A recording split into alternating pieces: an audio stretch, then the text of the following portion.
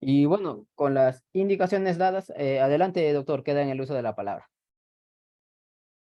Muchísimas gracias. Bueno, en principio agradecer la gentileza por parte de CEFOCAP por habernos invitado una vez más a poder compartir un tema tan interesante, que además nos va a dar la apertura para poder compartir algunas ideas centrales en el marco de lo que va a ser nuestra sesión del día de hoy, ¿no? Lo que son los delitos contra la administración pública. Una particularidad que tienen los delitos contra la administración pública es entender el contexto en el que se realiza, ¿no? Nosotros, en lo particular en la oficina, patrocinamos un número significativo de casos contra la administración pública, un grueso bastante significativo de ese tipo de casos, y cuando uno se entrevista con los funcionarios, muchos de ellos incluso abogados, igual que nosotros, el primer inconveniente que se encuentran es justamente el entender el contexto en el que se produce, ¿no? Entender, y la mayoría, la primera respuesta que nos dicen es: doctor, pero yo no he cogido un solo sol del dinero, yo nunca tomé nada, finalmente yo no agarré el dinero, yo el dinero que estuvo a mi cargo, finalmente lo rendí, etcétera, ¿no? Y tratan un poco de relacionarlo un poco en el marco de lo que obedece a un delito común, al hurto, al robo, etcétera. Pero bueno, vamos a ir entrando un poco en eso para explicar el contexto en el que se materializan este tipo de delitos para poder entender el ámbito de competencia de estas fiscalías. El tema con el cual se me ha asignado a mí es desarrollar el ámbito de competencia de las fiscalías anticorrupción. Sin el perjuicio de ello, nosotros para entender esto previamente vamos a analizar o vamos a partir de explicar un poco el contexto en el que se producirán, por ejemplo, los delitos contra la administración pública. Entonces, los delitos contra la administración pública tienen que ver en estricto con el poder identificar el rol en el que se encuentra un servidor o funcionario público y cómo es que éste finalmente podría terminar inmiscuido en una situación de esta naturaleza. Así, es advertir que vamos a encontrar que el artículo 41, el profesor Ronald Dworkin plantea en el marco de la estructura de las teorías del derecho, plantea que para poder mantener la vigencia del derecho tiene que haber una relación entre las disposiciones que están contenidas en la Constitución y las disposiciones infraconstitucionales, ¿no? Solo así se mantiene cierta vigencia. En ese contexto, lo que se va a postular aquí es que el fundamento para poder prever disposiciones contra lo que son delitos contra la administración pública, vamos a advertir o vamos a pasar más bien por evidenciar que se postule la posibilidad de la responsabilidad a partir de lo que prevé el artículo 41 de la Constitución Política del Estado. Este artículo 41 de la Constitución Política del Estado plantea y dice que la ley establece la responsabilidad de los funcionarios y servidores públicos, así como el plazo de su inhabilitación para la función pública. Entonces, aquí ya hay una distinción específica, ¿no? Porque va a prever o va a postular que tiene que haber una sanción específica, que tiene que haber un tratamiento diferenciado para ¿quiénes? Para los servidores y los funcionarios públicos. Vamos a desarrollar el día de hoy el por qué. ¿Por qué tendría que haber un tratamiento diferenciado en el marco de los servidores y funcionarios públicos? Y claro, aquí además aplica esta disposición constitucional respecto a que el plazo de prescripción se duplicará en caso de los delitos que sean cometidos contra el patrimonio del Estado. En ese interín, esto obedece a que cuando partimos de la premisa del Estado, de la lógica del contrato social, entendiendo que éste se construye para buscar la beneficencia para toda la colectividad, entonces se entiende que hay una agravación mayor en el perjuicio del patrimonio, porque no es un patrimonio particular, que también es importante, que también está protegido, sino que es un patrimonio con fines comunitarios, lo que justifica una duplicidad en el marco del plazo de prescripción. ¿Cómo es que nosotros finalmente incorporamos un sistema anticorrupción? ¿Ya? ¿Por qué en el Perú se incorpora un sistema anticorrupción? La razón la vamos a hallar primero en la Convención Interamericana contra la Corrupción, que se ratifica en el 21 de marzo del 97. A nivel global, se postula esta Convención Interamericana donde los países, los Estados partes, en el marco de la lucha contra la criminalidad, terminan previendo la necesidad de incorporar delitos contra la administración pública y su persecución o el interés especial de los estados para luchar contra esta lacra llamada delitos contra la administración pública. Sin embargo, más allá de ser una iniciativa política, un acto meramente político, lo que acontece posteriormente es que debe, más bien, materializarse el caso Montesinos. ¿Qué ocurre en el caso Montesinos? Porque, ojo, hasta antes del caso Montesinos no existen fiscalías contra la administración pública. Todos se veían por las fiscalías comunes. A partir del caso Montesinos, se ve que la lucha contra la corrupción resultaba necesaria porque había un gran número de funcionarios, había muchísimo dinero en juego, eran hechos notoriamente públicos y correspondía al proceso político que en ese momento se justificaba.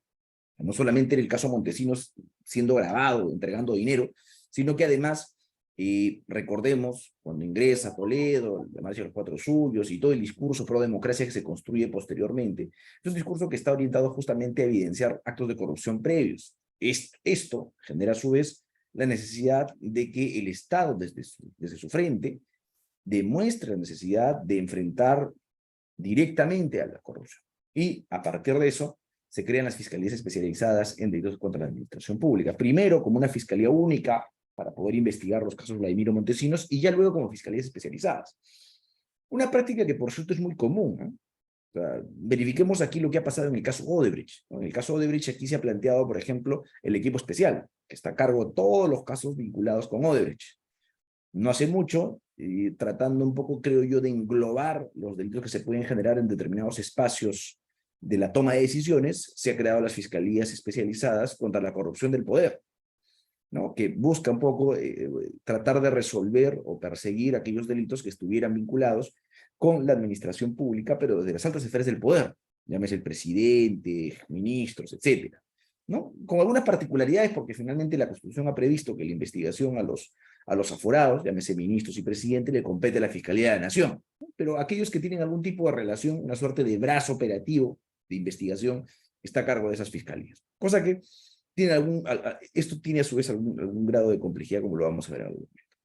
Pero bueno, en esa línea, recogiendo además el principio de la bilateralidad de la corrupción, vamos a advertir nosotros que esa bilateralidad de la corrupción no es otra cosa que los delitos contra la administración pública y en general lo que va a ser la corrupción, se entiende o se asume como tal, que esta tiene que ver única y exclusivamente a partir de la necesidad de que participe o exista no solamente la predisposición del funcionario público, sino que además tiene que existir la participación o el interés de quien se encuentra desde la perspectiva o quien se encuentra desde el lado del funcionario. Esto va a ser de especial relevancia, ¿no? Porque para poder entender, nuevamente, reitero, la corrupción, se necesita identificar que se requiere dos partes. Pero claro está, ¿no? Imaginemos el escenario típico, el caso tipo, donde el funcionario público despliega su función de manera regular. Sin embargo, alguien viene y le ofrece a cambio una suma de dinero. Imaginemos que es lo que ustedes quieran, un juez, un policía, un fiscal, un fiscalizador, quien ustedes quieran. Y alguien le ofrece una suma de dinero. Él tiene la opción de rechazar esa suma de dinero. Pero no habría, o mejor dicho, podría querer aceptarla, pero tampoco se daría si es que la otra parte no está dispuesta a darla. Esta bilateralidad de la corrupción es la que dificulta o convierte en clandestina la persecución de este tipo de delitos. A partir de esto, entonces, es de advertir que la administración pública tiene dos conceptos importantes, que tiene que ver con la naturaleza por la cual se va a justificar tener que perseguir primero este tipo de delitos, pero a su vez también tener una estructura especial respecto a este tipo de delitos. En ese contexto, lo primero que vamos a identificar es primero que hay un concepto objetivo, desde la perspectiva de que la administración pública es la función que tiene el Estado, desde la perspectiva de la aplicación estricta de las leyes y las disposiciones, y resolver además las reclamaciones que postulen las partes, pero también desde la perspectiva subjetiva, como el órgano encargado de ejercer funciones administrativas. Esto es, no solamente se debe encargar de aplicar la ley, sino que además ejerce funciones administrativas. Pero claro, o sea, yo tengo una fiscalía porque investiga delitos, tengo un municipio que se encarga de limpieza, seguridad ciudadana, orden, etc. Entonces la administración pública tiene una finalidad específica. Yo estoy seguro que cada uno de nosotros tiene clarísimo que no puede salir a la calle a matar gente. Pero el rol que tienen estas personas, los servidores y funcionarios públicos, es un rol que va de la mera negación de lo que no debo hacer, ¿cierto? Sino que más bien tiene que ver en estricto con aquellas facultades que obligan a buscar el bien común. En ese contexto, la administración pública va a perseguir fines que, si bien tienen que ver con el bien común, se asume como privativos. ¿Por qué privativos? Porque se entiende que es el Estado el que a través de la administración pública va a encargarse de hacerlos. Cualquiera podría limpiar la calle. Sin embargo, la limpieza pública es un servicio público. Como parte del servicio público, el Estado lo asume como suyo. Por lo cual, el hecho que alguien limpie la calle no exonera de la responsabilidad que el Estado tiene para limpiar la calle. ¿Esto por qué es importante? Porque a partir de esta estructura, de estos fines que se persiguen, vamos a encontrar que hay un grupo humano detrás de estos fines que se encarga de materializar estos fines, y se llaman funcionarios servidores públicos. La gente que limpia la basura no limpia la basura porque alguien se soñó que tenía que limpiar la basura, es porque detrás de esto hay toda una estructura que se encarga de contratar, pagar, evaluar la necesidad, tiempos, horarios y demás. Y se espera que esta tarea sea perdurable en el tiempo, ¿no? A partir de un poder organizado, que es la estructura que tiene finalmente cualquier órgano municipal, presidencial, ministerial, el que ustedes quieran. Esta situación establece que el funcionario servidor público que está dentro de una entidad, además de ser un ciudadano de a pie, que no debe lesionar determinados bienes jurídicos, también tiene deberes específicos con esa entidad. Así, cuando hablemos nosotros de función pública, vamos a encontrar que esta se va a denominar aquella actividad que el ordenamiento jurídico constitucional y legal va a reservar a órganos institucionales y que se manifiesta por voluntad de los órganos individuales. ¿Me explico? Primero, vamos a encontrar que el ordenamiento jurídico ha previsto esta actividad. Por supuesto, recordemos que la Constitución tiene dos partes, la parte orgánica y la parte dogmática. La parte orgánica lo que hace es regular y recoger la estructura del Estado. 3 poderes, organismos constitucionalmente autónomos, gobiernos locales, gobiernos regionales, etc. Si seguimos bajando, norma constitucional, norma legal, ley del procedimiento administrativo general, ¿no es cierto? Ley del Poder Ejecutivo, ley del Poder Judicial. Pero finalmente todos estos se engloban en un conjunto de procedimientos que se van a manifestar, como indicamos aquí, por voluntad de los órganos individuales. Y quienes están a cargo de estos órganos individuales van a ser más bien los funcionarios o servidores públicos, ¿no es cierto? Estos funcionarios o servidores públicos, y van a tener justamente para poder articular estas funciones un conjunto de funciones ya específicas, ¿no? Claro, si yo me voy a un municipio encuentro que trabajan, según el tamaño del municipio, entre 30 y 200 personas. Y claro, cada una de ellas tiene un rol específico, no es que uno se superponga con el otro. Es más, hay una serie de disposiciones legales, administrativas, que proscriben la posibilidad de que las funciones se superpongan. Por lo cual, ya vamos aproximándonos un poco a la estructura de este tipo de delitos que van a ser competencia de las fiscalías. Por eso, es que para hablar de función pública desde un concepto puramente penal, tenemos que partir de dos requisitos importantes, un requisito subjetivo y un requisito objetivo. Este requisito subjetivo parte de la premisa que hay que tener el título o cualidad específica. Esto es, yo tengo que ser funcionario servidor público. Ojo a piojo, porque aquí la mayoría de personas asumen que el funcionario servidor público es única y exclusivamente aquel que trabaja dentro del Estado bajo un contrato de trabajo. Ya veremos que el artículo 425, en un momento más vamos a ver que el artículo 425 del Código Penal prevé o hace una amplia aproximación y una amplia categorización de quienes se asume bajo un aspecto penal como funcionario público. Y se va a prever, por ejemplo, que un locador de servicios que no tiene un contrato de trabajo, que más bien está vinculado con la entidad a partir de un contrato de locación de servicios, que es un contrato civil, ostenta la condición de funcionario público en los términos del Código Penal. Pero además de que tengan este título, que esto es básicamente el contrato de trabajo, el contrato de locación de servicios o lo que fuera, también se requiere un requisito objetivo. Y esto es que la gente participe en el marco de la función pública, esta relación entre el sujeto activo y la estructura. O sea, no solamente se trata que yo esté sentado en la administración pública, yo sea el gerente de obras, por ejemplo, sino que además yo debo hacer algo. No es una conducta omisiva. Y eso es un tema importante. Muchas veces, cuando uno escucha la tesis fiscal, cuando escucha la acusación fiscal, muchas veces tiene que ver con lo que el funcionario dejó de hacer. Pero el dejar de hacer no necesariamente me lleva a este requisito objetivo de haber cumplido o haber pretendido vulnerar la función pública, salvo que se traten de conductas dolosamente omisivas, que tienen algunas particularidades. Pero lo importante es que en el marco de este requisito objetivo, el agente haya tenido una suerte de participación efectiva en el marco de un contrato, en el marco de algunas de las obligaciones específicas. Así, vamos a encontrar entonces que desde la perspectiva del derecho penal, para yo incorporarme en la función pública, debo tener cuanto menos 4 de los 3 requisitos que tenemos en pantalla. 4 de los 3 requisitos que tenemos en pantalla. Estos 4 de los 3 requisitos en pantalla, ¿por qué? Vamos a ver. Primero, un título habilitante. Algo que me convierta, que me invista de funcionario o servidor público. Puede ser la resolución de la autoridad competente. Por ejemplo, en el caso de los miembros de la policía, en el caso de maestros, ellos no necesariamente tienen un contrato de trabajo. Hay una resolución, hay un decreto que finalmente dice a partir de mañana eres un efectivo policial, ¿no? Con el cual se les nombra. O puede ser también el caso de la relación laboral. Esto es cuando finalmente sí hay una relación de carácter contractual. Hay un contrato de trabajo donde finalmente se prevé que va a haber una relación entre uno y otro, y con eso se postula finalmente la existencia de esta relación laboral. O también puede ser la relación contractual, ¿no? Yo les decía a ustedes que el 425 del Código Penal hace una extensa ampliación de la categoría de funcionario y servidor público. Esa compleja extensión de funcionario y servidor público tiene que ver in estricto, reitero, con que se trate, ¿no es cierto?, con que se trate de que tenga algún tipo de vinculación con el Estado desde cualquier de estos supuestos, por resolución, laboral, contrato civil. Pero además de ello, en algunos casos, en especial en los casos de elección popular, vamos a poder incorporar también la juramentación. Y la juramentación, claro, es un elemento adicional que lo vamos a tomar en cuenta, reitero, en casos de elección popular, donde finalmente, luego que se produce la elección popular, corresponde la juramentación y es el momento con el cual se termina de delimitar la condición del funcionario servidor público.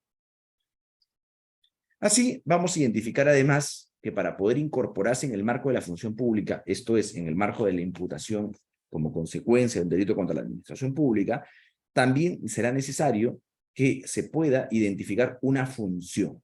Y esa función tiene que materializarse con un actor, una conducta activa. Primero, la presencia física del funcionario servidor podría ser una opción. Esto es que el funcionario tiene conocimiento directo, pleno de una conducta que se estima que es contraria a los deberes funcionales que le corresponden. O que participe en el marco de un acto de gestión u organización. O que suscriba o rubrique una serie de documentos, informes, opiniones, resoluciones, que finalmente evidencien que no solamente se cuenta con un título habilitante para ser funcionario público, sino que estoy ejerciendo la autoridad que como funcionario público tengo. Y lo más importante, ¿no?, que además como consecuencia de esta relación exista una contraprestación. Esto es importante. Sin la existencia de esta contraprestación, yo me dejo de incorporar en el marco de la función pública. Es por eso que ustedes van a ver que eventualmente aparecen asesores ad honorem, porque el asesor ad honorem no genera ningún tipo de vinculación. Así, visto ello, vamos a encontrar entonces que en esa misma línea, el Acuerdo Plenario 1/2010 de la Corte Suprema, en su momento, postula justamente recogiendo lo que acabamos de plantear en su momento, que debe haber primero una relación funcional entre el agente infractor especial y el patrimonio del Estado, ¿no?, en específico para el agravamiento de la pena. Segundo, que el funcionario servidor puede ejercer actos de administración.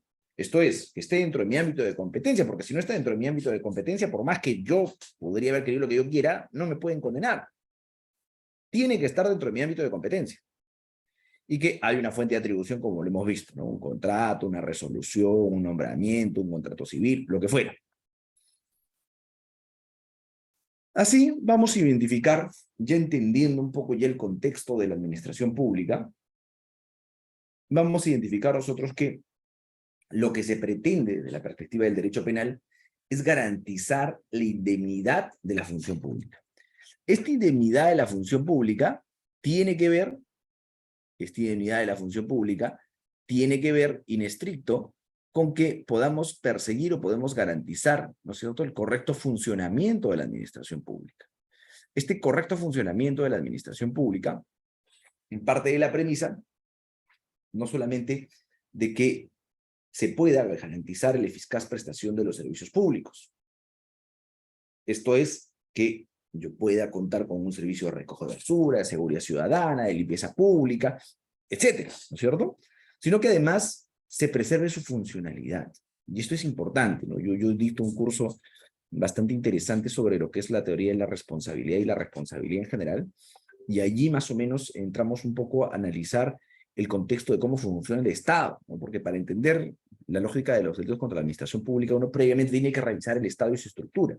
Si yo no entiendo cómo funciona el Estado y cuáles son las obligaciones que como Estado tiene, distinción, por ejemplo, de conceptos como servicio público y función pública, que son conceptos que, aunque parecen similares, tienen contenidos distintos, entonces no puedo después entender la distinción en cuándo estoy frente a una infracción administrativa versus cuándo estoy en un delito. Así, cuando nosotros vemos o hablamos de la preservación de la funcionalidad, parte justamente de entender que en el marco de la estructura del Estado, en el marco del contrato social que se suscribe como consecuencia de la concepción del Estado, nosotros vamos a buscar que el Estado se encargue, o mejor dicho, nos vamos a integrar todos en el marco de este contrato social como una sociedad organizada para buscar beneficiarnos absolutamente todos de manera igualitaria.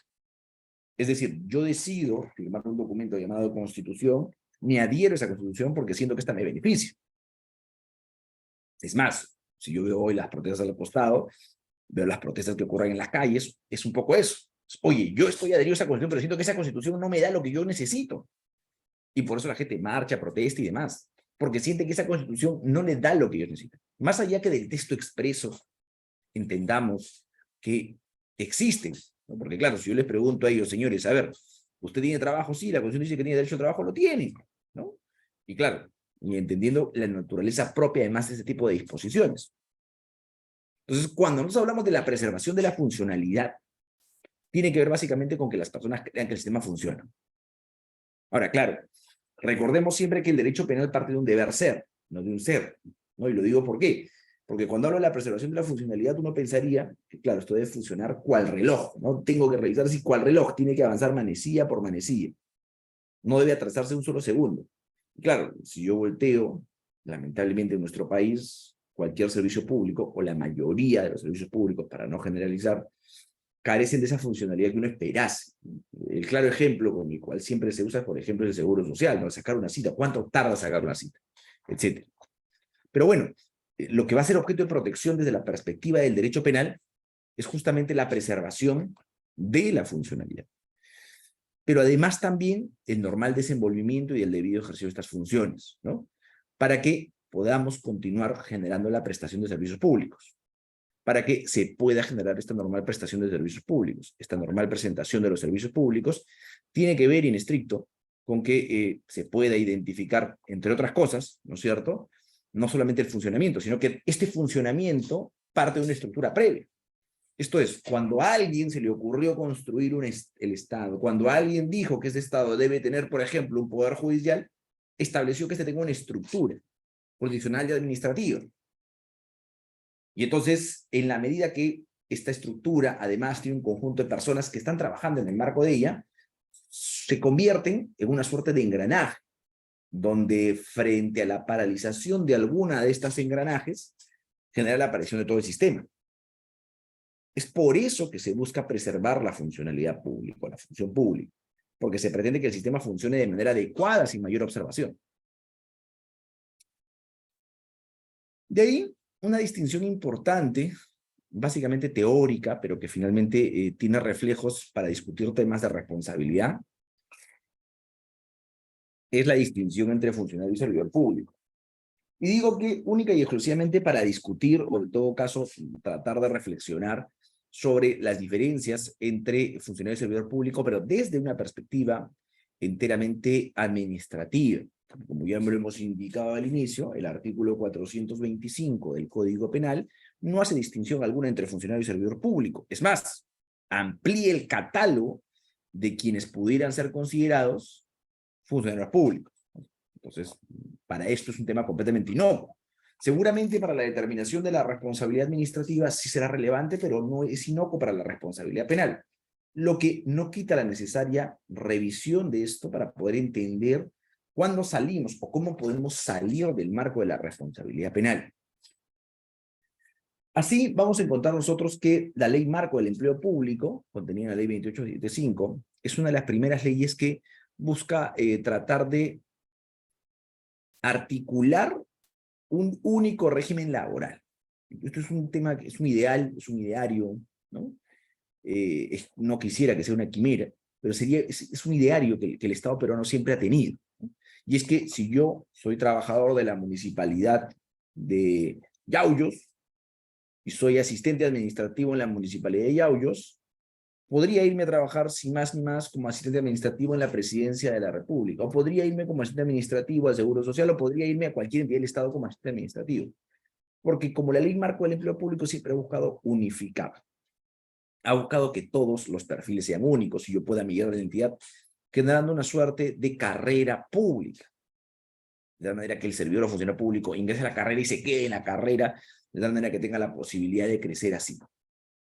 Y entonces esta ley del marco público, ojo, ley 28.017.5, hoy por hoy la ley del servir es una ley muy parecida, obviamente con algunas mejoras, ¿no?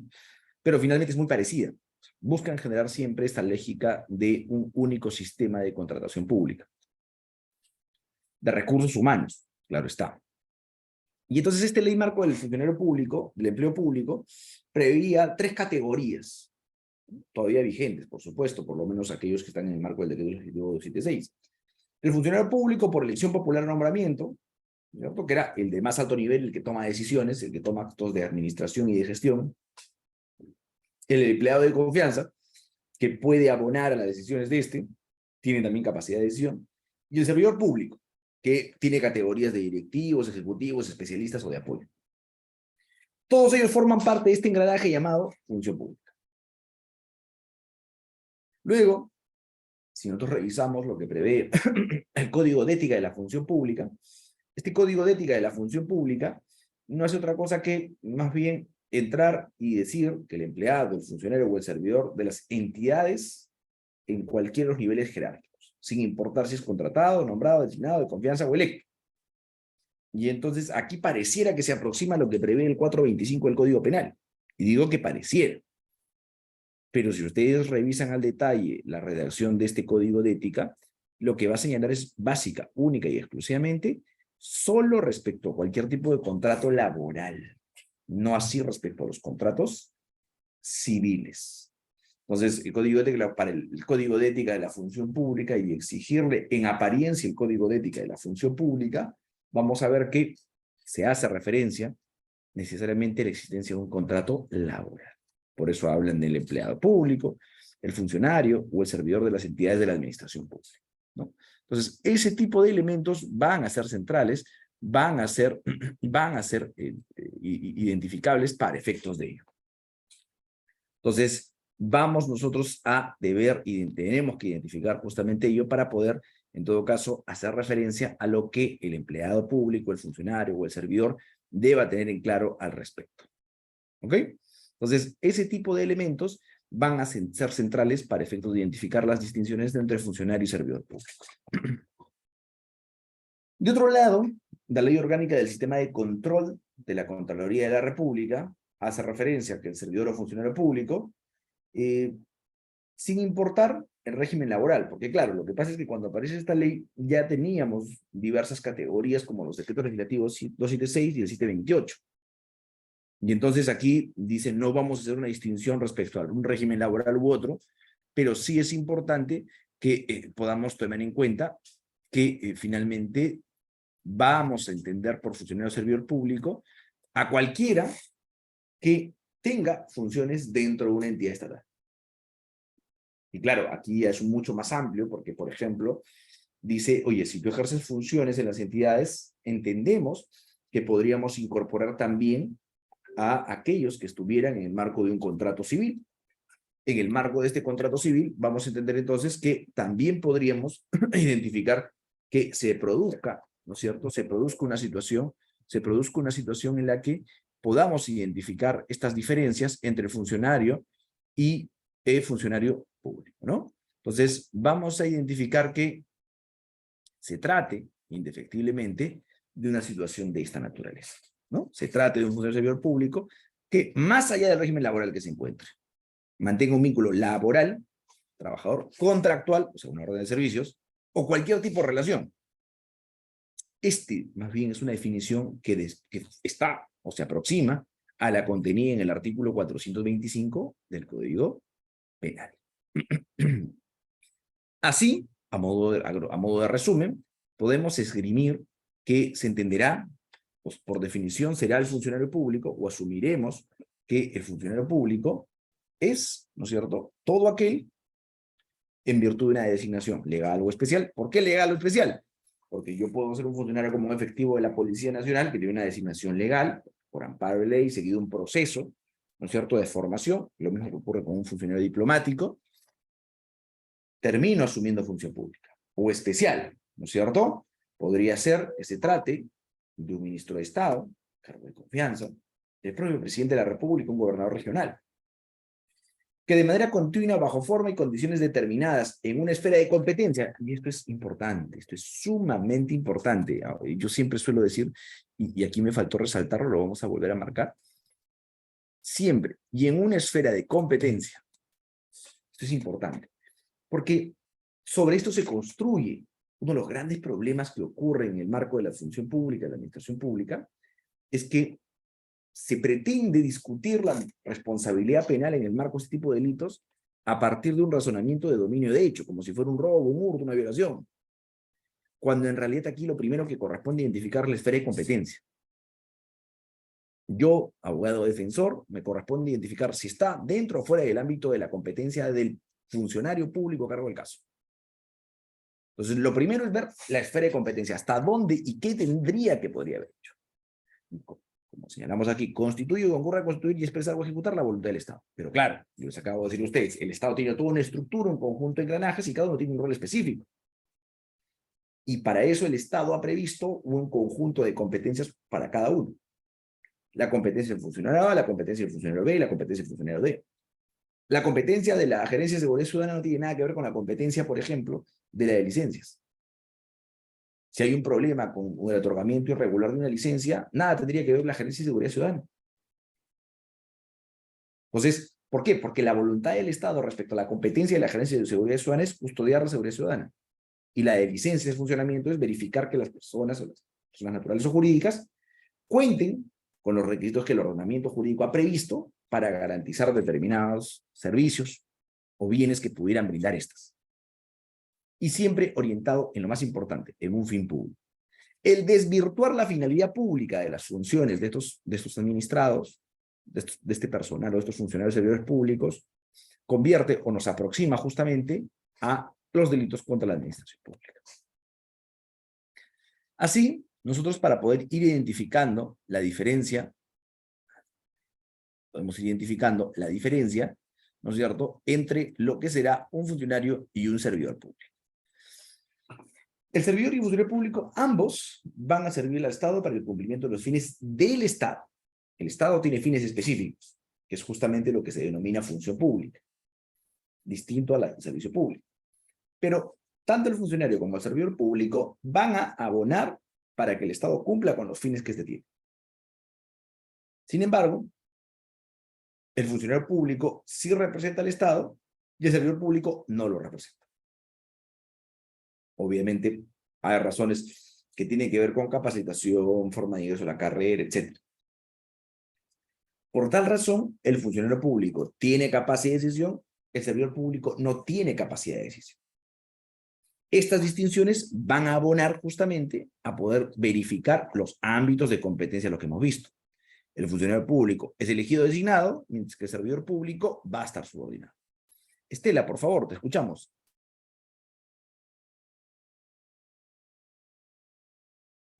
Ya, doctor, buenas noches. Mi consulta es la siguiente. En el caso de los subprefectos y prefectos, son servidores públicos porque son cargos de confianza, ¿no? Entonces, cuando hace mención que no representa al Estado, entonces, ¿de qué manera ellos, porque según yo entiendo, de acuerdo a la ley, los subprefectos representan, pues, ¿no?, al presidente de la República? Entonces, en caso de cometer algún acto, o sea, corrupción dentro de su cargo, entonces no se le podría juzgar como un representante del Estado o lo estoy entendiendo mal. Eso me gustaría que aclare, doctor. Muy bien, muchísimas gracias, Estela. Sobre lo que pregunta Estela, en principio los prefectos son funcionarios públicos porque sí hacen funciones de representación al Estado y tienen capacidad de decisión. Es más, tienen personal a su cargo. Son los representantes del representante del presidente. Lo que pasa es que hay funcionarios públicos de alto nivel, como por ejemplo los altos funcionarios, presidentes, ministros, congresistas, jueces supremos, y hay funcionarios de otras categorías, que pueden ir desde el titular de una entidad, como un alcalde, como un presidente ejecutivo, hasta un subgerente, que también es funcionario público. Entonces, en el caso de los prefectos, el prefecto va a ser funcionario público y tiene capacidad de representar. Detalle importante además, ojo, esta es una distinción para efectos única y exclusivamente administrativos. Si yo soy funcionario público, ¿puedo cometer delitos contra la administración pública? Sí. Si yo soy servidor público, ¿puedo cometer delitos contra la administración pública? Sí. ¿Qué define que cometo o no un delito siendo funcionario o servidor pública? Mi ámbito de competencia. Por favor, nuestro colega Ordóñez.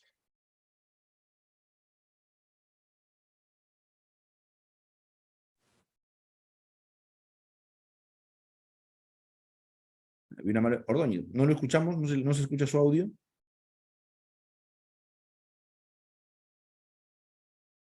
A ver, no sé si puede solucionar el tema de su audio, ¿no se le escucha correctamente?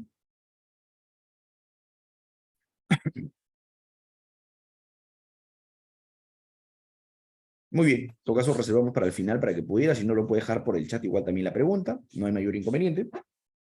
Entonces, la distinción que estamos viendo referencia es única y exclusivamente para fines administrativos, pero finalmente, funcionarialmente, para efectos de los delitos contra la administración pública, cualquiera de estos podrían cometer un delito contra la administración pública. ¿Viste esta distinción? Vamos a aterrizar en el 425 del Código Penal. Y el 425 del Código Penal va a ser un catálogo amplio respecto a los que son funcionarios servidores públicos. Entonces, vamos a identificar entonces que estos... miren, aquí Ordóñez es una pregunta importante. Dice, ¿los notarios son funcionarios públicos o no son funcionarios públicos? Eso es interesante, es una buena pregunta. Y entonces, pero para responderla, y se me entiende un poco lo que estoy explicando, vamos a remitirnos al principio de incorporación a la función pública. Y nosotros hemos visto que en el marco del principio de incorporación de la función pública, tenemos que encontrar esto. Primero, un título habilitante, una resolución que expide el Estado, que en este caso sí es, en el caso del notario, pero además la función. Tenemos que encontrar que la función exige la presencia del funcionario, actos de gestión, etc. Y también lo hay. Pero de ahí viene el siguiente elemento, el contraprestacional. ¿El Estado le da una remuneración? No. Entonces, ¿el notario es funcionario público? No. Sin embargo, es un particular que desempeña función pública. Es un particular que desempeña función pública. ¿Ok? Entonces, no está dentro de la categoría de la función pública, de funcionario público, pero es un particular que desempeña función pública. Y a eso nos lleva finalmente, o mejor dicho, nos aproxima a lo que veníamos indicando.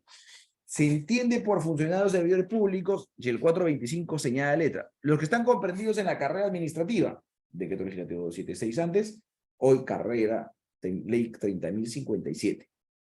Servir. Los que desempeñan cargos políticos o de confianza, incluso si emanan dirección popular.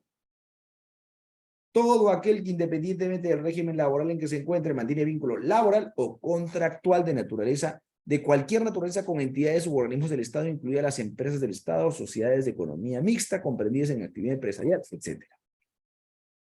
Administradores depositarios de caudales embargados o depositarios por autoridad competente.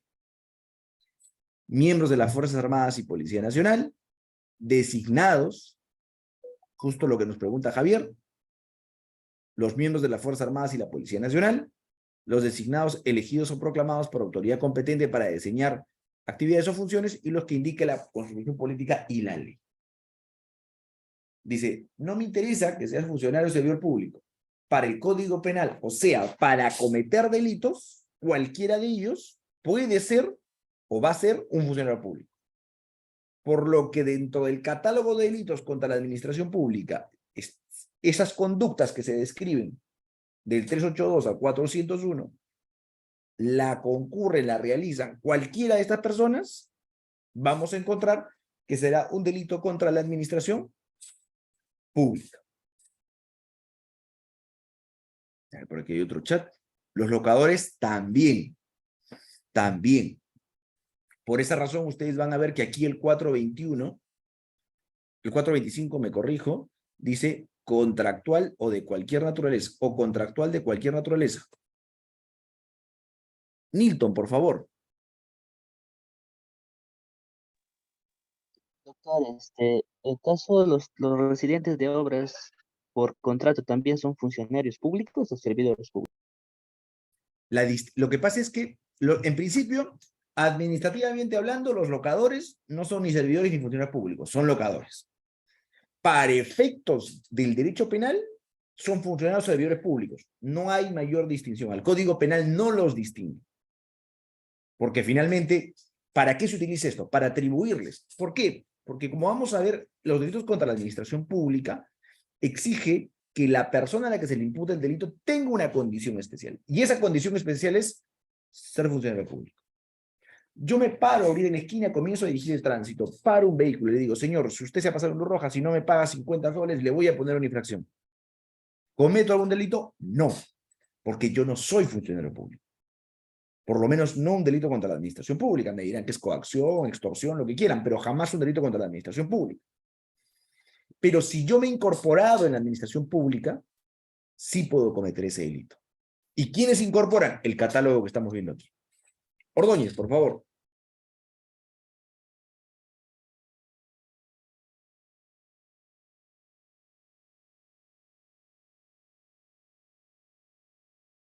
No, definitivamente hay un problema serio con su audio.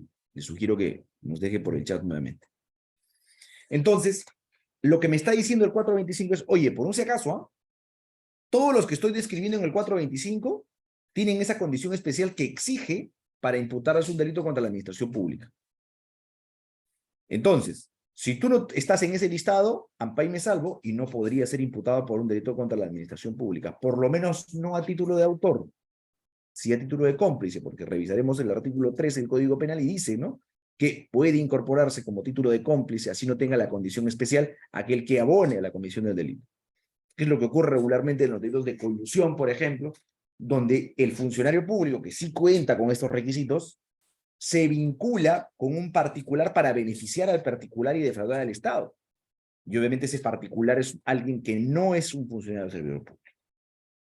Por lo cual, ahí venía la discusión de la nulidad del título de imputación o no, porque decían, oye, entonces yo le puedo imputar a ese también colusión a pesar que no tiene la condición de funcionario. En apariencia no podría. Entonces, lo que ha hecho la ley es hacer una suerte de ficción. De hecho, este también comete el delito siempre que se haga esa ficción de que puede cometerlo, estando aquí es un partícipe necesario para este tipo de delitos. Vistas estas categorías, entramos un poco a revisar cada una de ellas. Vamos a encontrar entonces, a ver, vamos a ver primero la preguntita por acá. Podrían tener, sí, a ver, esa es una buena pregunta, dice. Pese a ello, los funcionarios públicos tendrían mayor responsabilidad penal que un servidor público por el tema de la toma de decisiones, no necesariamente. Porque como esto tiene que ver con el tema de competencia, regularmente la competencia no se define por esa condición, sino tiene que materializarse con una cosa concreta, ¿no? Es más, regularmente las personas que están involucradas en procesos penales son funcionarios públicos y no servidores públicos, por la propia naturaleza. Porque claro, el servidor público lo que hace es brinda insumos para que el funcionario público tome decisiones. Y la toma de decisiones es la que finalmente puede generar un impacto negativo respecto a la administración pública. Entonces, ese filtro muchas veces excluye de responsabilidad a los servidores públicos, ¿no? Pero esto se resuelve caso por caso, ¿no? En abstracto podríamos generar una suerte de confusiones, pero se resuelve caso por caso, ¿no? O sea, yo, por ejemplo, firmo un contrato de concesión. Pero este contrato de concesión yo lo firmo porque mis subordinados, esto es, los servidores públicos, han hecho informes, ¿no? Pero soy yo el que toma la decisión. Los informes no son vinculantes. Entonces, ese tipo de elementos hay que verlos caso por caso, ¿no? Porque finalmente ese es un poco el rol que le toca al funcionario público. En esa línea, nosotros veníamos planteando que estas categorías a las que hemos hecho referencia, que me llevan a ser funcionario servidor público, va a estar contenida en el 425.1, dice aquellos que integran la carrera administrativa. Entonces, aquí es el decreto legislativo 276. El decreto legislativo 276, que prevé la ley de bases para la carrera administrativa y remuneración del sector público, recoge los presupuestos para sumarse a la carrera de administración pública. Yo les mencionaba hace un momento. El Estado siempre ha propugnado, ha buscado que se pueda incorporar de una sola unidad todo el personal público, todas las personas que trabajan en el Estado. Y el camino era justamente este decreto legislativo 276 en su momento, ¿no? Luego esto ha ido migrando hasta llegar a la ley 30.057. Entonces, en esa línea, este decreto legislativo 276 decía, para yo incorporarme en la administración pública, debo cumplir mínimamente con estos requisitos. Ciudadano peruano en ejercicio, buena conducta, salud comprobada, reunir atributos propios del grupo ocupacional, porque, como yo les mencionaba hace un momento, se buscaba integrar una única carrera pública. Y como única carrera pública se establecieron grupos ocupacionales. ¿Por qué grupos ocupacionales? Porque, claro, tendríamos que tener un grupo de gerentes, un grupo de asistentes, de subgerentes y demás. Habían grupos ocupacionales y uno pertenecía a cada uno de estos grupos ocupacionales. Es más, eso trajo después un serio problema, porque si ustedes revisan o hacen un poco de historia legal, van a encontrar que estos grupos ocupacionales llegan hasta el periodo de Alan García, a inicios de Alberto Fujimori, y se producen los despidos masivos. Acaba el régimen de Alberto Fujimori, con el régimen de Toledo se inician muchos juicios y se comienzan a salir las primeras listas de reincorporaciones. Es más, hasta hoy siguen saliendo listas de reincorporaciones. Están en la tercera, cuarta lista de reincorporaciones. Y claro, y Jorge Zúñiga fue despedido del lugar X, se dispone su reincorporación al grupo ocupacional, pero es un grupo ocupacional que hoy ya no existe. Ha tenido serios problemas. Pero bueno, es un poco de cómo se articula la administración pública, ¿no? Por aquí nos preguntan, buenas noches, ¿el asesor externo a la Gerencia de Seguridad Ciudadana es funcionario público? Depende. Depende de qué hacemos referencia, ¿no? No importa el cargo, el título es nominativo, lo que importa es cómo me vincula. Tengo un contrato de la evaluación de servicios y brindo un servicio, sí, es funcionario público. Para el Código Penal. ¿Puede cometer delitos? Sí, claro. Pero ¿cuándo? En el marco de sus funciones. Si es un contrato de locación de servicios, sus funciones están contenidas en el contrato. Y del contrato saco sus funciones. ¿Los practicantes en algunas empresas públicas son funcionarios públicos? Por supuesto que sí. Van a tener esa condición. Pueden tener esa condición porque finalmente tienen un contrato y realizan una función. Ahora, la pregunta es si es que toman decisiones. No deberían, ¿no? Al no tomar decisiones, al no hacer actos de gestión, no alcanzarían la categoría de poder infringir la ley, ¿no? Pero en puridad, en primera línea, podríamos decir que sí ostentan la condición de funcionarios públicos, pero no se llega a materializar en tanto y en cuanto no tienen la capacidad de toma de decisiones. Nilton, por favor. Doctor, en caso de... Disculpe. En caso de contrataciones con el Estado, por ejemplo, el residente por administración directa en su contrato no dice que él tiene que ver la parte económica y si le involucran en un caso de peculado, ¿tendría que responder por ese delito o no estaría, ya no estaría tipificado en el Código Penal? Ahí lo que no entendería un poco es cuál es la relación del residente finalmente con la administración de los fondos, ¿no? Porque finalmente en el peculado, salvo que el residente, si me dicen residente de obra, habría que identificar cuál es el rol que se le va a asignar a este residente de obra. Si el rol que le vamos a asignar al residente de obra es la custodia de estos bienes, y finalmente estos bienes se pierden, se sustraen, o se habilita un uso distinto, podríamos hablar que esté en el supuesto de peculado doloso o incluso en el peculado culposo, de ser el caso. Pero sí, podría cargar en el tipo, ¿no? Finalmente, como lo hemos indicado, un contrato civil me lleva a ostentar la condición desde la perspectiva del derecho penal de funcionario público. En esa misma línea, saliéndonos justamente de esta de la carrera administrativa, pasamos a los que desempeñan cargos de confianza. Y el artículo 40 de la Constitución prevé, dice, la ley regula el ingreso a la carrera administrativa. Por lo cual, esta es la razón de ser por la cual ha habido esfuerzos, y hay esfuerzos hasta la fecha, de crear un sistema único de recursos humanos estatal, para que el ingreso a la carrera administrativa parta justamente de este tipo. Y este ingreso a la carrera administrativa parta justamente de identificar derechos, deberes, responsabilidades, etcétera, el perfil que debe tener el funcionario público, ¿no? Y dice, no están comprendidos en dicha carrera los funcionarios que desempeñan cargos políticos o de confianza. Claro, porque lo que pasa es que para ingresar a la carrera pública tendría que pasar por algo que se llama concurso público, y el funcionario no pasa por ese concurso público, pasa por elección popular. Sin embargo, expresamente el 425.2 prevé que estos están comprendidos dentro de la función pública. Y entonces, estando comprendidos dentro de la función pública, les corresponde y van a poder ser entendidos como pasibles de cometer delitos contra la administración pública. Entonces, aquí viene lo que mencionábamos hace un momento. El 425.3 dice, el que mantiene un vínculo laboral o contractual de cualquier naturaleza y en virtud de ello ejerce funciones. Entonces, primero, vínculo o relación laboral. Quiere decir que si estoy contratado bajo K728, 276 o cualquier otro régimen laboral, con una entidad o un organismo del Estado, puedo y tengo la condición de funcionario público. Puedo y tengo la condición de funcionario público. ¿Ok? O debe existir, ¿no es cierto? Debe haber existencia de alguna relación contractual de cualquier naturaleza. Esto es, puedo ser un locador de servicios, ¿no es cierto? Puedo tener la condición de tener un contrato distinto al de locación de servicios, un contrato, algún tipo de contratación pública, y me va a llevar a tener esta condición de funcionario público. Y que, obviamente, más allá que tenga las condiciones, ejerza estas funciones y me desvirtúe estas funciones, ¿no? Entonces, ese tipo de elementos son los que centrales deben entender.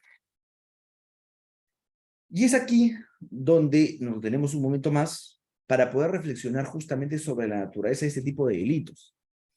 Aquí hemos hablado un poco sobre funciones, el contrato laboral, el contrato civil, y cómo me incorporo en la función pública. ¿Por qué? Porque los delitos contra la administración pública son delitos de infracción de deber, donde más allá de la conducta que éste despliegue, lo que interesa es que éste infringe un deber. ¿Cuál es el deber? Conducirse correctamente con lealtad y probidad en el ejercicio de la administración pública.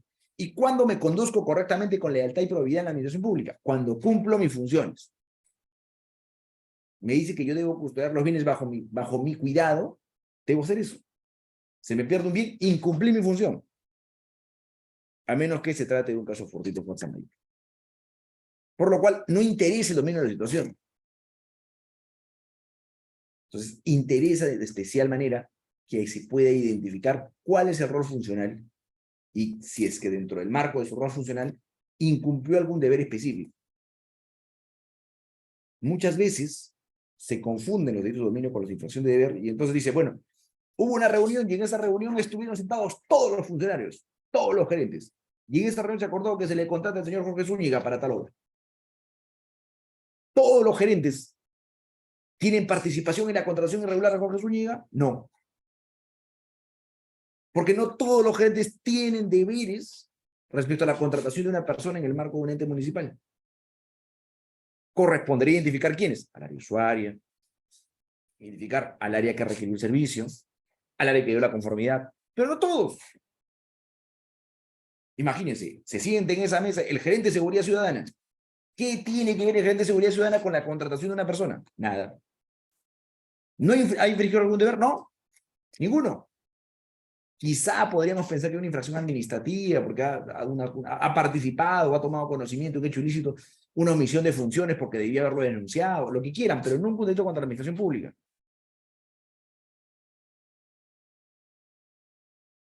Ahora, por aquí nos preguntan, este rol especial, ese deber especial, ¿dónde se encuentra? ¿En qué documento? Depende. Depende. Porque si yo soy un servidor o funcionario público, va a estar en mi cartilla funcional, en mi contrato de trabajo, en mi reglamento de organización de funciones. Si no soy funcionario público, si no soy un locador, está en mi contrato, mi orden de servicio. Ahí dice cuál es mi función. Y claro, siempre de yapita por ahí el código de ética, ¿no? Pero en general, el punto de partida siempre es mi contrato, mi cartilla funcional, etc. No me puedo alejar de eso. Y mi competencia debe limitar eso. ¿Ok? Entonces, esos son elementos centrales en el marco de lo que podríamos hacer. Así, el Código de Ética de Función Pública añade, mencionábamos hace un poquito, algunos principios importantes, ¿no? El respeto a la Constitución y las leyes. Y esto es importantísimo. ¿Por qué? Porque nadie puede ser responsable si cumple lo que dice la ley. Por más que yo creía que no, es muy común y francamente es de mucha ayuda en el marco de la administración pública y este tipo de delitos, entender que el funcionario servidor público es la boca muda que aplica la ley. No tiene chance de interpretarla. Es peligroso interpretarla. Porque si la interpreta y alguien estima que esa interpretación es incorrecta, se va a entender que este funcionario servidor público se desvinculó de su obligación legal. Es por eso que muchas veces las decisiones de la administración pública nos pueden sonar arbitrarias. Porque el ejercicio interpretativo no es competencia de la administración pública, es competencia de un juez. En esa misma línea, otra de las funciones que recoge este código de ética es la probidad, tiene que ver con actos de honestidad, la eficiencia, el uso adecuado de recursos, la idoneidad, esto es que se pueda contar con los profesionales y personal y la gestión correcta para alcanzar los fines esperados, veracidad, que se cumpla con establecer o señalar la verdad o se presuma por cierto los hechos o afirmaciones que se establezcan, la lealtad y obediencia, que tiene que ver en puridad con la estructura que tenga el Estado, con la estructura que finalmente pueda plantear el Estado al respecto, ¿no es cierto? Y que finalmente, además, también tiene que ver con la lealtad del Estado de Derecho. Y esto lo hemos visto no hace mucho. Nadie debe obediencia a un gobierno usurpador, ¿no es cierto? Y como nadie debe obediencia a un gobierno usurpador, no puede reconocer su legitimidad, ¿no? Entonces, eso es un deber importante, en especial en el marco de la administración pública. Esto garantiza justamente lo que hemos podido vivir hace algunos meses atrás. Que frente a un gobierno dictatorial que quiera o pretende incorporar o quebrar el Estado de Derecho, esa estructura que está totalmente concatenada, esa cadena de engranajes a la que hemos hecho referencia, puedan paralizar cualquier tentativa de atentar contra todo ese sistema organizado. ¿No? Si ustedes hacen un poco de memoria, nosotros no hace mucho, cuando se produce la disolución del Congreso durante el gobierno de Martín Vizcarra, algunos, no con la solidez, no con la rigurosidad que se dio en el caso de Pedro Castillo, renunciaron bajo este argumento. Nadie debe obediencia a un gobierno usurpador. Lealtad al Estado de Derecho. Entonces, estos elementos son centrales para determinar, ¿no es cierto?, para determinar justamente si nos encontramos en el marco de. Así, vamos a encontrar que cuando vamos a advertir ese tipo de responsabilidades, vamos a encontrar un régimen de sanciones para los funcionarios y servidores públicos. Y aquí hay que tener muy especial cuidado. ¿Por qué hay que tener especial cuidado? Porque bajo el principio mínimo de intervención, seguramente ustedes recordarán, en el marco de los sistemas de control social, siglo XIX, Emilio Durkheim plantea algunas de las teorías del control social vigentes hoy día hasta la fecha. Dentro de ellas se plantea el control primario, que es un control social informal, donde la sociedad se autorregula, busca autorregularse, un control social secundario, que tiene que ver con el derecho civil y el derecho administrativo, que aquí lo tenemos, y un control terciario, que es el derecho penal o de última ratio, que se utiliza solo cuando los anteriores, el civil, el administrativo y la costumbre, han fracasado. Y ahí es donde surge finalmente el principio de mínima intervención. Y este principio de mínima intervención se funda en la utilidad social general. Esto es que, si es que es una cuestión sumamente grave que requiere que se imponga una sanción para que esta persona reflexione sobre su conducta. Entonces, vamos a tener que identificar que estas sanciones pueden partir de la premisa de responsabilidades como la responsabilidad civil, donde única y exclusivamente vamos a hablar sobre el resarcimiento de daños, la penal, que tiene que ver con la comisión de delitos graves, o en todo caso de infracciones graves a bienes jurídicos, y la administrativa, que va únicamente con el incumplimiento de funciones. Es por eso que yo hace un momento les decía, para estar en el marco de los delitos contra la administración pública, yo, además de estar dentro del marco de mi competencia, dentro del control funcional, debe tratarse de una conducta activa. Ya llegando un poco al final de nuestra exposición del día de hoy, para pasar a la ronda de preguntas, entendiendo ya el contexto de cómo se construyen los delitos, aterrizamos en lo que a nivel del Ministerio Público se ha establecido como competencia de las fiscalías especializadas en delitos contra la administración pública. Les mencionaba a ustedes que, como consecuencia del caso Vladimiro Montesinos, se estableció la necesidad de la creación de las fiscalías especializadas en delitos de corrupción de funcionarios. Estas fiscalías especializadas en delitos contra la administración pública, lo que habían planteado era justamente identificar no todos, sino aquellos delitos que tienen que ver directamente contra la administración pública. Y entonces, las fiscalías especializadas en delitos contra la administración pública conocen única y exclusivamente aquellos delitos que están contenidos en los artículos 382 al 401. Y entonces, estos delitos que van del 382 al 401 son los que tenemos en pantalla. Concusión, cobro indebido, colusión simple, patrocinio ilegal, peculado, doloso, culposo, ¿no es cierto? De uso, malversación, retardo injustificado. Si nosotros analizamos cada uno de estos delitos son justamente delitos que tienen una estrecha vinculación con los fines que hemos visto. Concusión, por ejemplo. Entonces, concusión tiene que ver cuando el funcionario público, más allá de estar dentro del ámbito de sus funciones, se aprovecha de la condición de funcionario para obtener un beneficio propio para sí o para terceros, induciendo a este para que entregue algún tipo de bien. Entonces, necesariamente, en este caso, para poder identificar tenemos que saber rol funcional. Cobro indebido, rol funcional. ¿Por qué rol funcional? Porque si yo no identifico claramente el rol funcional, no voy a saber si estoy en un cobro indebido o estoy en un cohecho. Para poder identificar qué supuesto es. Lo propio ocurre con el patrocinio ilegal. La distinción entre el patrocinio ilegal y la negociación incompatible es muy ligera. Ni qué decir en el caso del peculado, ¿no? Uno de los delitos más concurridos y por terceros. Muchas veces los locadores de servicios asumen que finalmente el hecho de que sean locadores no tiene ningún tipo de vinculación.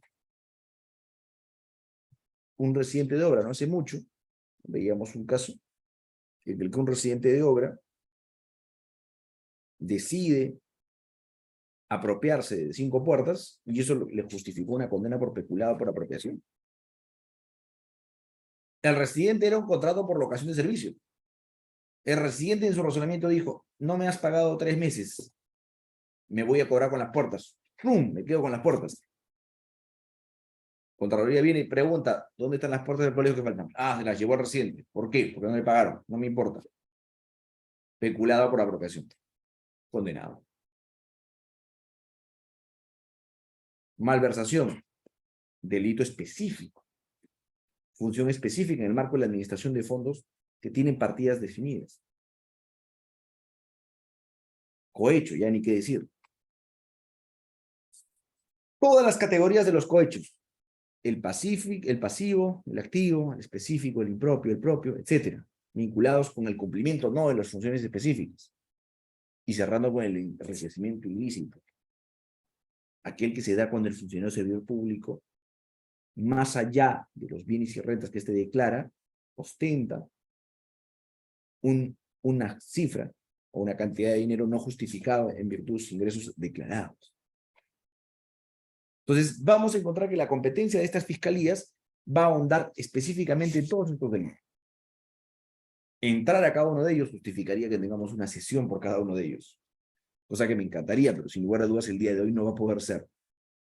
Entonces, de manera de resumen, debemos entender que la competencia de las fiscalías tiene un numerus clausus cerrado, lo que no quita que podría haber vinculación con otros hechos. ¿Por qué? Por ejemplo, ¿qué pasa cuando un ciudadano se apropia de un bien con participación de un extraño? Diría, bueno, entonces yo investigo al funcionario, yo fiscalía contra la administración pública, yo investigo al funcionario, y el otro, como no está en este supuesto, está en un supuesto de hurto, que lo investiga una fiscalía común por hurto. ¿No? Pero nosotros hemos recogido la teoría de la unidad del título de imputación, y entonces se va a investigar como grado de complicidad, ¿no? Y va a participar en este caso como delito. Entonces, ese tipo de elementos van a ser centrales para que nosotros podamos ir identificando, entre otras cosas, los elementos que interesan para las fiscalías especializadas en delitos contra la administración pública. Creo yo que lo más importante aquí, o visto hasta este momento, tiene que ver con el principio de incorporación, ¿no? El principio de incorporación me da y me dice quién es y quién no es funcionario público. Una vez que yo he identificado mi principio de incorporación, lo siguiente ya no es entrar al principio de incorporación. Lo siguiente es más bien quedar a identificar si el ejercicio de la función que hice me vincula o no me vincula con la comisión de la conducta típica que se denuncia. Si yo les digo a ustedes, ¿cuál es la conducta que se exige para el delito de homicidio? Es sencillo, ¿no? El que mata a otro. Pero si yo les digo a ustedes, la conducta específica en este tipo de delitos es abierto. Hay miles de formas. Es abierto.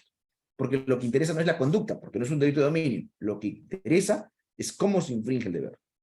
Puede estar empeculado, guardándome en el bolsillo un bien que me encontré dentro de la entidad. O llevándome algo que no es mío. Algo que en otras condiciones sería un hurto. El fulano que viene, yo vengo, alguien viene, me visita en mi oficina y se carga mi celular. Eso es un hurto. Pero si yo no estoy en este espacio, estoy en una municipalidad y el celular es del Estado, y otro funcionario de la oficina de al lado se lo lleva, es un peculado por apropiación. ¿Se dan cuenta? En apariencia son exactamente las mismas conductas, pero la calificación jurídica varía. ¿Por qué? Por la condición de funcionario público y el deber que tienen estos de custodiar los bienes para que puedan brindar el servicio público. Muy bien, muchísimas gracias. Ha sido un gusto poder acompañarnos el día de hoy. Ahora vamos a aprovechar los minutos que nos quedan para poder absolver con detenimiento las preguntas que pudieran formular al respecto. No sé si tenemos alguna pregunta, duda, comentario. Nilton, por favor. En caso de esos delitos, las pruebas, doctor, muchas municipalidades, por ejemplo, cuando se cometen ese tipo de delitos, hacen desaparecer todo tipo de documentos, se llevan. Y en este caso, pues la fiscalía viene a investigar y no encuentra esos documentos que tal vez involucren a los funcionarios públicos. En este caso, ¿cómo quedaría, doctor? Bueno, eso es un tema importante, porque lo que pasa es que como esto es un tema funcionarial, hacer funcionarial lo que yo necesito es identificar la infracción del deber. O sea, eso es lo que complejiza finalmente el íter probatorio. Primero, que son delitos clandestinos. Porque claro, nadie que recibe una coima dice, oye, me lo transfieres a mi cuenta, y pues, hay que ser bien monse para hacer una cosa así, ¿no es cierto? O sea, me depositas a mi cuenta y en mi cuenta ahí te cobro la coima que te estoy pidiendo. Eso no se da. Regularmente es una cuestión en donde nadie los ve, el dinero se entrega debajo de la mesa, nadie los ha visto, y finalmente ninguna de las partes pretende ni quiere ser descubierto. Entonces, la construcción siempre se hace, y con bastante regularidad en nuestro país, a partir de indicios, con prueba indiciaria. Y entonces, a partir de esta prueba indiciaria, lo que se va a construir es finalmente, por ejemplo, a partir de irregularidades. O coincidencia, justamente el proveedor que ha ganado una licitación X ingresó días antes de que se construyan las bases. Y según el registro de visitas, se entrevistó con uno de los integrantes del comité. O justo él hace una pregunta para las bases integradas y esa pregunta finalmente es determinante en la elección de los postores. Cuestiones que de manera individual no hacen nada, pero de manera conjunta permiten generar una inferencia y se genera la famosa prueba indiciaria. Entonces, regularmente se va a construir a partir de eso, este tipo de delitos, ¿no? Carlos, por favor. Nuestro colega Doctor, Ordóñez puede escribirlo por el chat, por favor, porque parece que tiene problemas su audio. ¿me escucha, doctor, o todavía? Sí, sí, sí, Carlos, te escuchamos. Doctor, buenas noches. Quería hacerle una consulta. ¿Qué tipo de delito se podría configurar cuando un funcionario público, en este caso un locador de servicios, como usted lo estuvo tocando en su clase, le solicita dinero a un contratista para subsanar las observaciones que viene suscitándose al momento de presentar su avance o la conclusión de de la elaboración del expediente técnico, ya que la fiscalía, ¿no? Lo archivó por cohecho pasivo propio y lo ordenó aperturar por concusión, ¿Sería correcto esa apertura? Muchas gracias, doctor. Me parece que es una buena pregunta. Yo en realidad, yo me inclinaría más por el cohecho específico, no me iría por el cohecho, por el cohecho genérico, no me iría más bien por el de concusión, ¿no? Ahora, es más, si vamos a hablar de, es más, yo creería que incluso antes de concusión, incluso podría calzar mucho mejor en el tráfico de influencias. Pero yo no veo en ese caso correcto, en ese caso, ¿cuál era el otro delito? ¿Era cohecho pasivo? Sí, la fiscalía decidió archivarlo por cohecho pasivo propio, Ya. porque él era el elaborador, era el que calificaba la presentación de su valorización, podríamos decir, de su avance de la elaboración del expediente técnico. Ujú. Entonces, la fiscalía lo archiva por ese delito, ¿no? El denunciante, en este caso que fue el apoderado de una universidad, lo quejó y la Fiscalía Superior ordenó que se aperture por el delito de concusión. Claro. Eso lo hizo directamente la fiscalía.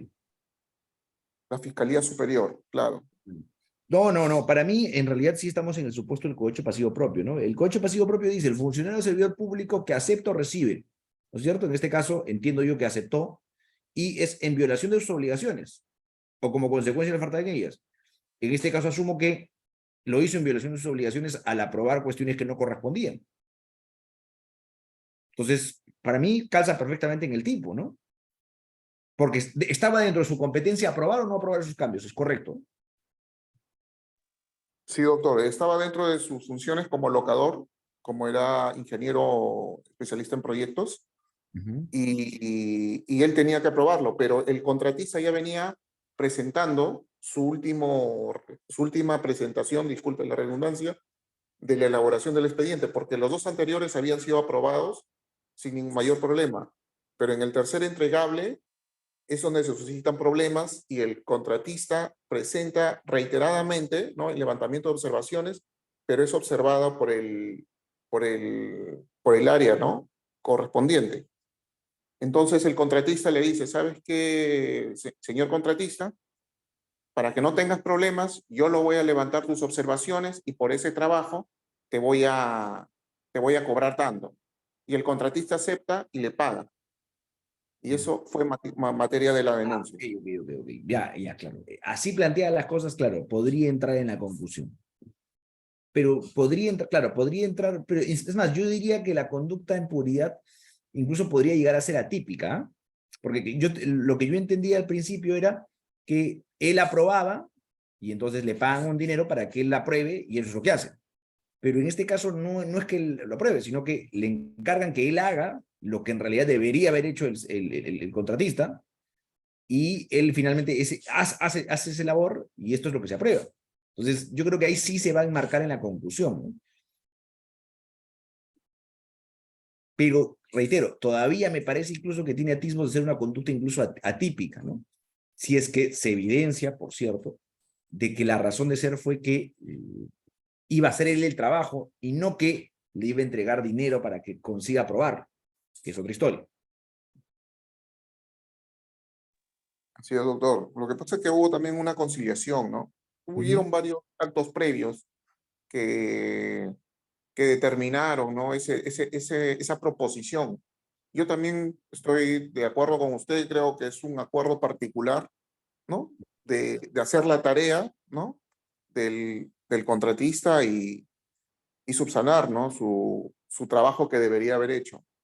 Es mi posición, doctor. Claro, Muchísimas porque gracias. además que ahí va un poco lo que le planteé a ustedes, ¿no? En el caso particular de los locadores, su rol funcional se limita a su contrato. Entonces, en la medida que él cumpla con sus funciones conforme están en su contrato, cualquier cosa que haga fuera de eso no tiene injerencia penal. Entonces, en el caso del funcionario incluso es un poco relativo porque es permanente, ¿no? Pero en el caso del locador es temporal. Entonces, se agota cuando prestas un producto y finalmente ahí acaba. Entonces, en el caso concreto que plantean, yo no veo cómo es que, agotado su rol, su servicio, el hecho de que después coadyuve en otro tramo del servicio pudiera tener alguna implicancia penal porque no está infringiendo ningún deber específico, por lo menos a mi modo de ver. Podría haber una cuestión ética, probablemente, una cuestión administrativa quizá, pero yo no veo la afectación a algún bien jurídico penal, ¿no? Así es, doctor. Muchísimas gracias, doctor. Muy amable. Gracias. Por acá me dicen, doctor, buenas noches. Un administrador de una entidad pública designado como funcionario tendrá responsabilidad sobre acciones que infrinjan sus subordinados en materia penal. Depende de qué estemos hablando, ¿no? Por ejemplo, ¿no? ¿Qué pasa? Muchas veces depende mucho esto del reglamento de relaciones de funciones, ¿no? O del cuadro de asignación, porque lo que pasa es que muchas veces en las cartillas funcionales se plantea que el administrador de la entidad tiene deber de supervisión respecto a sus subordinados. Si así está contenido en la cartilla funcional, en el contrato de trabajo o en el reglamento de relación de funciones, sí tiene responsabilidad. Si no lo dice, no alcanza la responsabilidad, ¿no? Entonces, pero hay que verlo caso por caso, ¿no? Es el caso típico del alcalde. El alcalde no tiene ojos en todos lados, no puede saber lo que es en todas las gerencias, pero sí puede asumir responsabilidad de lo que pasa en sus gerencias. Hay que verlo caso por caso. No podríamos saberlo a priori, pero sí hay que verlo caso por caso.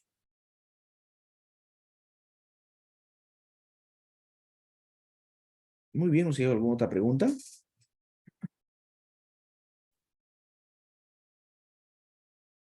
Doctor, Sí, Pedro, por favor. doctor, ¿qué pasaría en los casos en los que los funcionarios públicos otorgan ciertas competencias a través de documentos o memos a un trabajador CAS, pero que no está dentro de sus funciones por las cuales ha sido contratado a la misma entidad, a la entidad de origen?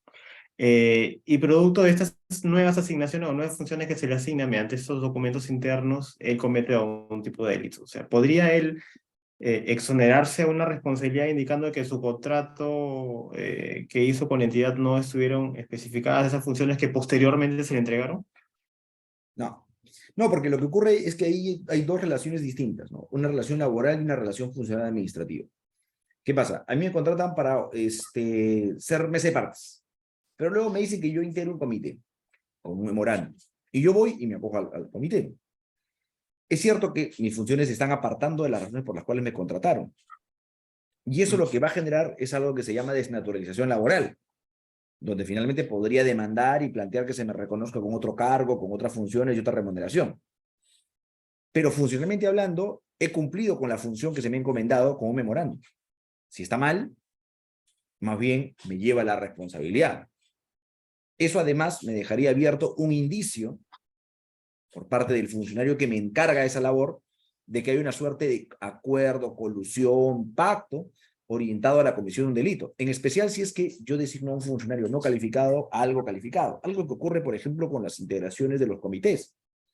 Muchas veces alguien no tiene ni idea, nunca ha participado en un comité, no tiene experiencia en participación en comités, y además de eso no tiene experiencia sobre lo que se va a contratar, y lo nombran parte del comité. Y entonces lo que hace ese miembro del comité es, hace lo que los demás dicen, y suscribe la aprobación de las bases o lo que fuera. Eso es un poco la respuesta. Claro, pero en algunos procesos, cada unas convocatorias dentro, cuando firmas ya el contrato, dice otras funciones que se te pueda ser otorgadas por el funcionario, ¿no? A cargo del área, quizás. Entonces, esa es como una puerta abierta, el funcionario puede, claro, obviamente dentro de la esfera de sus funciones del área, pueda, digamos, tratar de liberarse un poco de sus responsabilidades y le podría otorgarle al CAS una responsabilidad que finalmente por el cual no fue contratada, pero bajo este supuesto se le podría adicionar. Entonces, Sí, ahí, sí, claro. Claro, o sea, es una posibilidad, sí, claro, pero siempre entendiendo el puesto, ¿no? O sea, como les decía, si a mí me nombran de mesa de partes, no me pueden mañana decir que yo voy a supervisar un comité. claro. O sea, hay que ver caso por caso, pero sí, en puridad tiene razón. No, gracias. Muy bien. Doctor. Sí, por favor, Luis. Yo quería preguntar con respecto a lo que es la situación de retiro de Fuerza Armada y PNP. En situación de retiro, ¿qué función cumple? Como ya están retirados y figura dentro de como funcionario público, ya no funciona, es como cualquier civil. ¿Me podría? No, una persona que ya no integra las Fuerzas Armadas porque ha sido jubilado como cualquier otro funcionario público, ya no tiene la condición de funcionario servidor público, ¿no? Es un civil también. Ok, ok, ya, doctor, gracias. Muy bien. Aquí hay otro caso. Dice, doctor, en el caso de una señora que tiene medidas de protección por violencia familiar, solicita un efectivo policial que le ayude a pedir, que le pueda ayudar a pedir dinero para alimentar a sus hijos al padre de ellos. El efectivo policial efectúa la solicitud del dinero para la solicitud del dinero para la alimentación de los menores bajo amenaza al sujeto. Bueno, hay un concurso de delitos, ¿no? Puede haber desde coacción, abuso de autoridad, ¿no? Entre otros, ¿no? No tendría claro, habría que aterrizar un poco más el caso, pero va en esa línea, ¿no? Ordóñez, por favor. Buenas noches, doctor. ¿Se me escucha ahora? Sí, Hola. ahora se escucha perfectamente. Correcto. Mire, se trata de una persona que fue funcionario público, tenía el cargo de jefe de adquisiciones de una municipalidad. Después de 2 meses que él estuvo trabajando, se comunica con un proveedor que demoró en entregar los bienes que debía entregar en un tiempo determinado. Entonces, a efectos de que no lo sancionen por la demora, él le propone recibir un dinero, o sea, que le entregue un dinero. Coordina con el responsable de almacén y bueno, el proveedor presenta una queja y interviene la fiscalía con la policía. El dinero no se lo entregan a él, sino se lo entregan a otra proveedora a quien él conocía, y esta le entrega a un muchacho para que se lo lleve al almacén donde estaba el responsable del almacén. Le dice, no está fulano, y se retira, pero hoy lo cogen al muchacho y ahí se destapa todo, ¿no? ¿Qué delito sería? Entiendo que estaban sustrayendo, se entrecortó la parte. ¿Qué es lo que estaban sustrayendo estos jóvenes? No, no estaban sustrayendo. Lo que pasa es que le había propuesto un dinero al proveedor que no entregó a tiempo los bienes. Ah, ok, para no penalizarlo. Claro, para no penalizarlo. Pero él ya no era funcionario público. Hace 2 meses había dejado de ser jefe de abastecimientos. Pero se comunicó con el proveedor y le dijo, mira, yo puedo hacer de que no se te sancione. Coordinó con el de almacén y en esas circunstancias es cuando interviene la fiscalía, pero él no se encontraba ahí, sino que el dinero le encargan darle a otro proveedor. Claro, Este ahí proveedor, estamos en un caso típico de tráfico de influencias, ¿no? Porque lo que pasa es que el tráfico de influencias no requiere la condición. Entonces, podríamos estar sin un supuesto de tráficos de influencia, ¿no? El que frente a influencias reales o simuladas, ¿no? Pretende un beneficio. pero para que haya tráfico de influencias no se requiere que él ostente un cargo. No, pues cualquiera. Es por eso que incluso el tipo plantea que puedan ser reales o simuladas, ¿no? Es más, el vendedor de humo, yo agarro y te digo, soy amigo de la presidenta de la República, te voy a conseguir trabajo mañana, págame 1.000 soles, ya está. Listo, tráfico de influencias. Correcto. Gracias, doctor.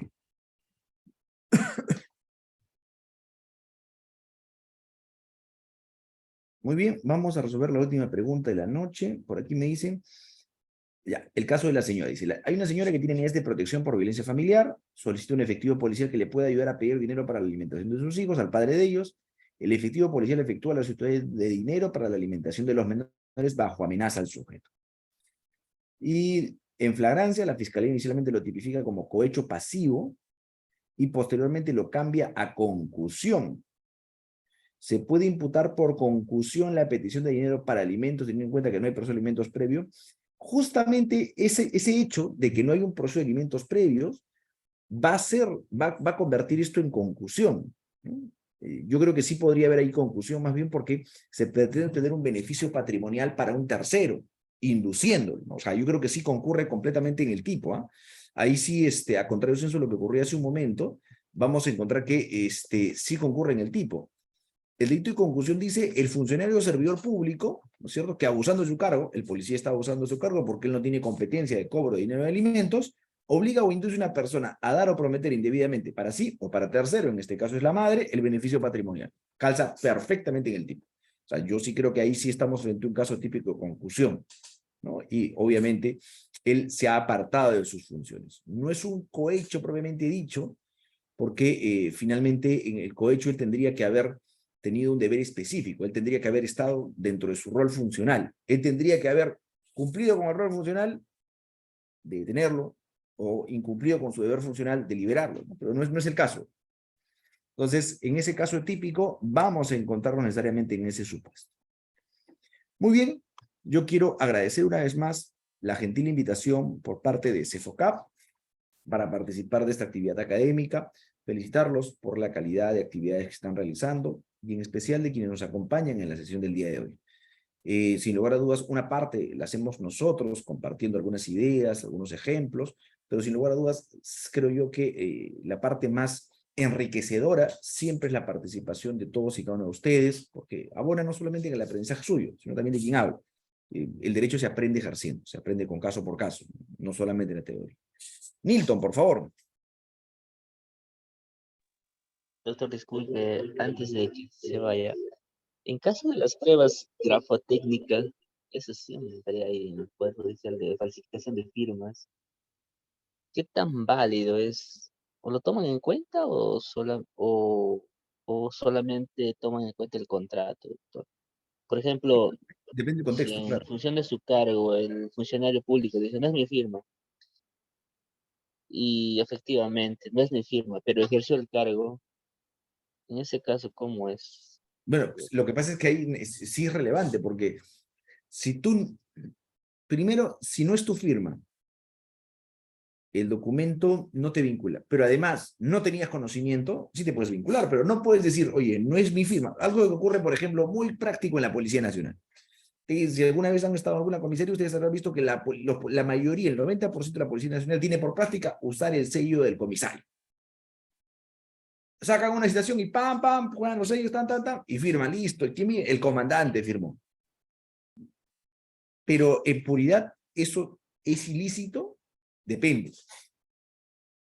Si el comandante convalida o no. Lo propio ocurre aquí con el funcionario. Si el funcionario no tiene conocimiento y cuando toma conocimiento denuncia, inicia acciones, de hecho que no vamos a vincularlo con la responsabilidad. Pero si el funcionario le encargó, oye, fulanito, hazme la firma, lo firmó, no puede después negarlo si es que él tuvo conocimiento y consintió la existencia de ese informe. Entonces, en abstracto no podríamos decirlo, hay que ver caso por caso, pero tiene que ver mucho con si es que esta persona consintió o no consintió el uso de su firma, ¿no? Muy bien, ahora sí, muchísimas gracias nuevamente, agradecer una vez más a CEFOCAP, conmigo será hasta otra oportunidad. Muy buenas noches con todos y todas, que tengan un excelente fin de semana.